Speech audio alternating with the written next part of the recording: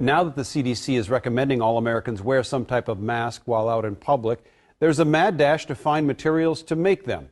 Several women in the Somali community here in Minnesota are stepping up.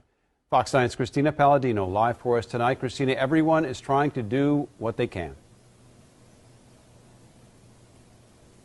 That's right. One University of Minnesota student knew exactly who to ask when her professor put out the call for volunteers to make masks. Her mother is a professional seamstress, and she got to work right away.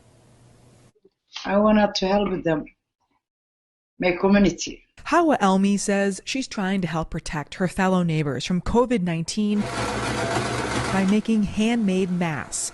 The professional seamstress has already made around 30 of them until many local stores ran out of supplies because so many people are rushing to make their own. When I asked her to make the mask, I said, Mom, they have a protocol, they have instructions on how to do this. I was like, let's try to follow it to the best that we can. And she was like, she was like, nope, let me try it my own way. And I kid you not, it was exactly how they wanted it and even better. Her daughter is studying to become a pharmacist at the University of Minnesota. Her professor put out a plea for anyone who knows how to sew to start making masks for non-COVID-19 related patients and healthcare workers. The masks will be given out to some Alina and M Health Fairview locations. American, it's my country. It's everything for us. So, little help, it makes a difference. Hawa came to this country as a refugee from Somalia. She says Minnesota has welcomed her and her family with open arms, given them everything they need.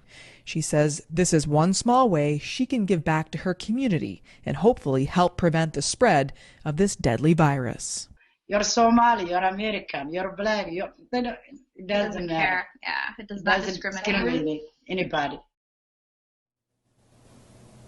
And as soon as Hawa and her daughter can find materials like the elastic bands that hold the mask together, they will get started working as soon as they can. Randy and Kelsey.